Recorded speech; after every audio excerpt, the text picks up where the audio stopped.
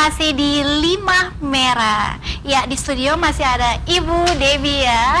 Ya, Ibu, saya mau bertanya mengenai manis asin nih, Bu. Ya, Ibu anggota ABJI ya, pengurus ABJI. Iya, tahu nggak ABJI apa sih? Ya, makanya saya mau bertanya nih, Bu. Apa sih itu ABJI? ABJI itu Asosiasi Perusahaan Jasa Boga Indonesia. Iya.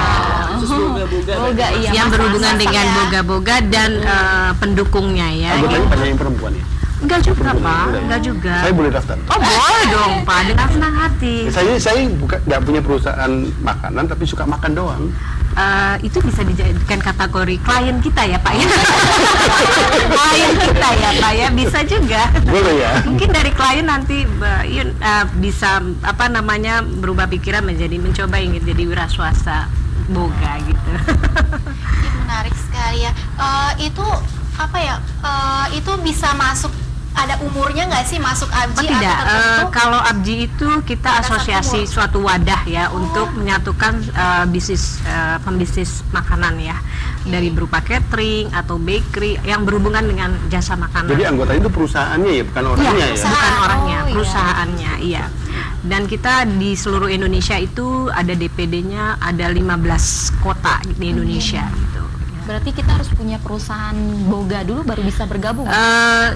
Atau pendukungnya seperti misalnya kayak saya kan bakery, fokus di bakery, dan saya punya bahan pendukung seperti tepung terigu. Wah, itu bisa dijadikan salah satu seperti vendornya ya gitu.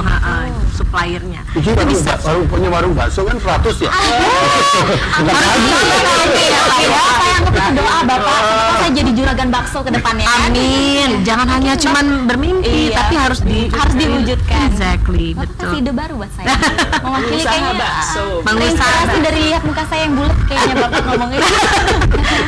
Pasti nikmat ini Pak, lezat pasti. Orangnya aja udah cantik. Jadi nggak Mungkin enak. Nabila dengan Lucy bisa masuk nih. Mungkin udah punya usaha belum? Saat ini sih belum, cuma berminat tadi. Berminat, kita ya. isi. Boleh. Kita punya kantor sekretariat di Jalan Sunda, di Menteng, Jakarta Pusat. Nanti kita juga ada pelatihan gitu. yang bisa kita berikan untuk sosialisasi kepada pengusaha-pengusaha yang ingin jadi pengusaha muda gitu. Oh, jadi didampingi gitu ya? Iya, ada pelatihannya. Karena kita berkolaborasi dengan kementerian-kementerian di pemerintahan Oke, kita. berarti ini. bekerja sama dengan government juga. Oh iya, harus ya. Karena asosiasi itu harus di backup oleh pemerintah ya. Iya. Bagus sekali. Boleh nih kita daftar nanti. Ayo dong dengan senang hati. Tentunya belajar dulu dari Pak Handito, Iya. dari bisnis, Iya. terus lanjut ke Ibu Devi. Bisnis pilihan makanan, boga. Apalagi kita para perempuan kan. Iya. Pasti kan jiwa kita udah pasti ke dapur dah Iya. automatically dong ya. Automatically Udah ya. natural ya, udah. Saya juga suka ke dapur cari makanan. Udah itu udah lazim. Udah lazim ya. Tapi sekarang nggak hanya perempuan Pak yang harus di dapur. Justru chef-chef itu banyak Banyak kan laki-laki. laki-laki. Iya. Dan usaha. Kenapa ya? Iya. Ya mungkin itu dan lucunya kalau Oh, lucu chef karena lucu. bukan kalau lucunya laki-laki itu lebih digemari masakannya daripada chef perempuan, bener nggak? Karena Pengalaman pribadi, Iya, pengalaman kan? pribadi. Coba kalau misalnya makan ke restoran, ada chefnya laki-laki gimana? Aduh, saya langsung Dibanding gimana perempuan gitu. Iya, saya langsung tertarik. Wow, dia pria nih tapi pintar masak, apalagi kalau ganteng. Waduh, udah ada plus-plusnya ya. Kebayangnya kalau jadi istrinya enak dimasakin terus. Nah, ini yang gawat nih ya.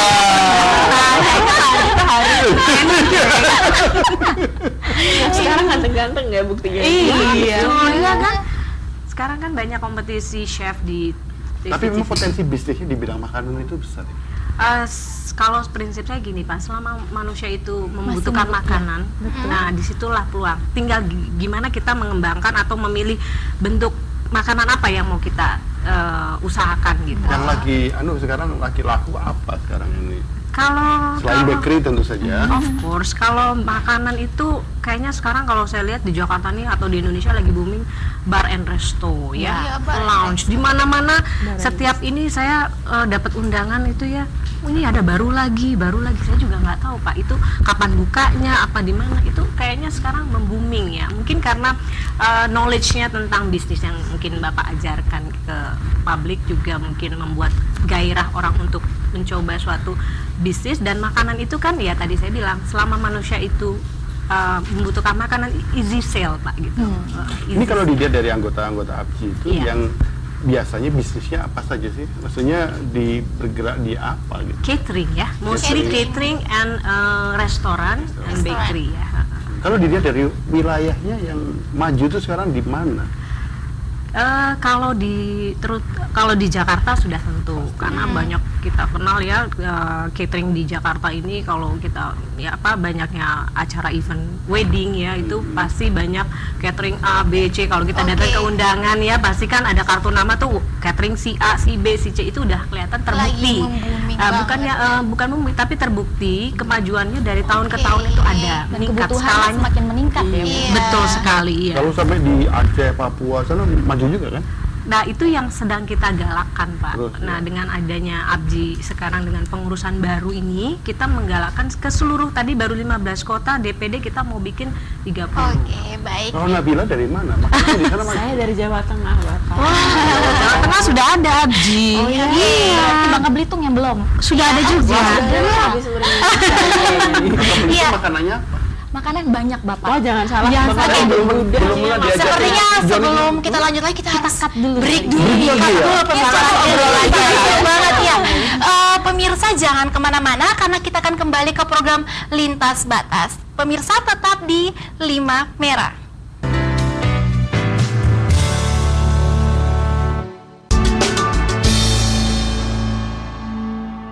Iya pemirsa masih di program 5 Merah. Ya sepertinya sangat seru sekali ya perbincangan kita malam hari ini. Kita lanjut lagi ya. Bisnis, soalnya saya tertarik banget nih buat bisnis nih. Apalagi yang perempuan-perempuan sekarang makin banyak ya. Kenapa ya? Ya. Mandiri. Nanti yang kasihannya cowok-cowok jadi nggak berbisnis lagi. Kan? Oh enggak gitu juga. Karena sudah ada porsi-porsinya. Oh, begitu enggak? Iya. Justru jadi tantangan buat bisa lebih dari perempuan gitu. Iya. Setuju saya. Iya. Kalau saya itu Betul. konsultan mau yang pebisnisnya laki-laki, perempuan nggak apa, sama kan? Iya, iya. Dapat klien baru kan? Iya, makin banyak justru makin bagus ya, Pak ya. Iya. Tapi ngomong-ngomong itu tadi kalau yang perempuan biasanya bisnisnya apa, Pak? Kalau perempuan itu bisnisnya banyak sebetulnya ya Pak ya, bisa digali itu kayak aksesoris, footwear, terus bag ya. Sekarang lagi aksesoris banyak ya dari apa namanya dari aksesoris, jewelry atau dia sekarang bag gitu itu termasuk aksesoris and footwear, shoes gitu-gitu. Sama dengan tenun, fashion design Iya, itu sekarang juga banyak. tradisional lagi Lagi kita booming ya, galak Pak. iya. Minat. Ini ada teman saya ini mau usaha perempuan, bisnisnya kapal itu. Apa?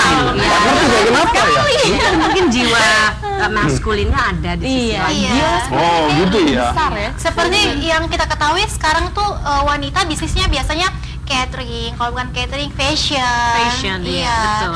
Jadi kalau sekarang itu banyak yang apa? Tapi tidak menutup kemungkinan seperti Oh, Pak Andito iya. bilang temennya bisa bermain di kapal atau di energi itu karena sisi femininnya aja kalau dilihat tuh wanita kalau presentasi ke klien atau kan lebih masuk ya. Wah. Mungkin dari sisi situnya. Iya, lebih Bisnis apa aja bisa ya. bisa kita olah gitu. Iya. Selama itu positif ya. Jadi semakin menginspirasi saya, menginspirasi saya. Yang penting untuk adalah berbisnis. product knowledge-nya Mbak. Iya. Oke, product Product knowledge-nya apa yang kita mau sell atau kita mau promosikan adalah product knowledge yang harus kita Kuasai. pahami ya. Tapi ngomong-ngomong kan banyak putri-putri ini, ya kan? Putri pariwisata. Nah, Indonesia. Putri Indonesia, Putri Pariwisata. Pariwisata Indonesia. Oh, Iya, Nah, ini biasanya kalau putri-putri itu bisnisnya apa? Selama ini. Kita kan cewek-cewek nih. Bener kata Ibu tadi, kita banyak bisnis ke arah aksesoris, body bag. Sama lagi kalau putri pariwisata kan lebih berkaitan dengan tradisional. Iya. Bisa kita bisnis bags dari batik, misalnya Iya. dari kain ikat dan Iya. sebagainya. Contohnya juga, nah contohnya ini yang saya pakaikan sekarang. Ini Wow. salah satu promosi berjalan yang dilakukan. Oh iya. Jadi tadi saya sudah lihat sangat tertarik nih. Iya, ini salah satu batik khas Bangka Belitung, cual namanya. Cual. Wow. Iya, kain cual. Nah, kalau saat ini kita sebagai putri pariwisata, khususnya Bila dari Indonesia dan saya dari Bangka Belitung, kita mempromosikan budaya itu melalui kayak promosi Apa yang berjalan. kita pakai. Iya, Iya. apa yang kita gunakan. Nggak Oke. harus dari luar negeri. Iya. nggak harus. Ternyata dengan desain yang sangat up to date Tradisional. Iya, ya. ya, kita tunggu dulu. Sebenarnya kita menarik banget perbincangannya ya. Dan pemirsa di rumah dengan Putri-Putri dan Pak Handito dan Bu Debbie, kita saksikan tayangan berikut ini. Kopi merupakan salah satu pilihan berbisnis masa kini. Melalui kopi, banyak sekali pengusaha yang sudah kaya dengan omset triliunan, kaya raya bahkan. Kopi juga menjadi aset produk-produk lokal Indonesia. Kita punya banyak sekali jenis kopi di Indonesia. Kita kali ini berbincang dengan Wakil Menteri Perdagangan, Bapak Dr. Bayu Krisnamurti. Doyan kopi, Pak? Oh, sangat. Kopi apa yang doyan? Apa saja, semua kopi Indonesia saya suka. Ini yang tadi dibuatkan adalah campuran dari 3 jenis kopi di Indonesia dan Apa ini itu? Ada kopi Gayo, ada kopi Toraja dan ada kopi Bali. Ini kalau diseruput rasanya enak sekali. Coba disuruh. Mantap. Dan kalau bisa jangan pakai gula, makanya biar kerasa kopinya. Apa yang sebenarnya membedakan kopi Indonesia dibanding dengan kopi yang dari tempat-tempat lain? Sebenarnya setiap produk itu memiliki kekhasan ya. Indonesia dibandingkan dengan Brazil atau dibandingkan dengan Vietnam, dibandingkan dengan negara-negara lain, itu punya kekhasan masing-masing. Kalau secara umum kan disebut kopi itu ada Arabica, ada Robusta, tapi lebih dari itu, setiap daerah yang saya sebut tadi, misalnya Gayo, kemudian di Sumatera ada Mandailing, ada Bali, ada Toraja, ada Wamena, semua memiliki ciri yang tersendiri. Jadi ada yang rasanya, ada yang kepekatannya, macam-macam. Dan sekarang di seluruh dunia, per rasa itu, per jenis dan kekhususan itu mendapatkan apresiasi secara bisnis. Karena konsumen sekarang lebih ingin mendapatkan jenis kopi dan rasa kopi yang berbeda satu sama lain. Tapi di Indonesia, saya lihat sekarang ini ada kopi Nusantara, ada kopi-kopi khas-khas yang dari daerah-daerah itu terakhir-terakhir ini saja dikembangkan, atau baru terakhir ini dikembangkan gitu. Kenapa ya? Karena memang waktunya. Sekarang karena konsumen kita sekarang sudah semakin sadar terhadap kualitas, terhadap rasa, terhadap keragaman, ya. Dan perkembangan dari kelompok konsumen ini sekarang makin banyak di kota-kota. Dan juga yang tidak kalah penting adalah ini, alat-alat semacam ini dan tenaga ahli yang mengerjakannya yang disebut barista. Merekalah yang kemudian menjadi penyaji dari kopi dengan rasa-rasa yang berbeda. Dulu orang hanya minum kopi karena minum kopi, sekarang mulai kopi sebagai gaya hidup, dan itu yang akan membuat nilai dari kopi itu menjadi berbeda. Apa yang dilakukan oleh pemerintah, khususnya Kementerian Perdagangan, untuk mempromosikan kopi-kopi kita yang kaya jenisnya ini? Ya, mulai dari sekarang kita selalu akan menyertakan kopi sebagai bagian dari andalan Indonesia untuk keragaman produk seperti yang di sini kita lihat. Demikian juga kalau kita melakukan promosi ke internasional, kita juga lakukan hal yang sama. Tetapi juga yang harus selalu diingat bahwa orang tidak hanya sekedar beli biji kopi itu, tapi dia ingin mendapatkan rasa dan gaya hidupnya. Oleh sebab itu, pelibatan dari mereka yang terlibat di dalam misalnya para tester, kemudian para lelang jenis kopi, atau lomba atau peserta-peserta yang kemudian terlibat dalam ahli peracik seperti barista, itu sangat penting. Ini yang kita lakukan pada semua lini, kita coba perkenalkan produk-produk itu. Dan kalau kita lihat di kafe, di warung-warung kopi yang berskala internasional, sekarang sudah semakin kelihatan jenis-jenis kopi Indonesia dan semakin diapresiasi. Konsumen juga bisa memilih, saya mau jenis kopi ini atau yang lain, dan itulah yang menjadi bagian dari promosi kita di Kementerian Perdagangan untuk membawakan kopi Indonesia ke pentas pasar yang lebih luas. Kita akan punya 3 kelompok jenis kopi. Yang pertama adalah yang umum. Kopi ini masih cukup besar, karena kelompok masyarakat kita yang berpendapatan menengah pun masih cukup besar. Jadi mereka nggak peduli merek, nggak peduli dari mana, yang penting bisa ngopi, itu masih ada. Kemudian yang kedua sekarang adalah kelompok yang general, coffee drinker atau peminum kopi umum. Ini biasanya mereka pakai instan.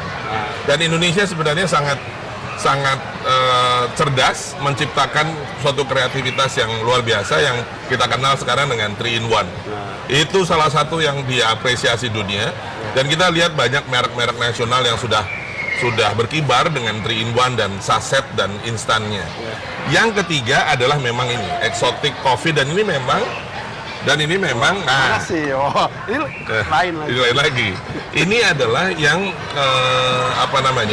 lebih mengapresiasi tadi identitas geografiknya berdasarkan lokasi. Karena Lagi-lagi ternyata kopi Wamena misalnya dia punya kedalaman, istilahnya kedalaman rasa yang beda dengan kopi Gayo. Jadi hal-hal semacam itu yang tampaknya merepresentasikan kualitas.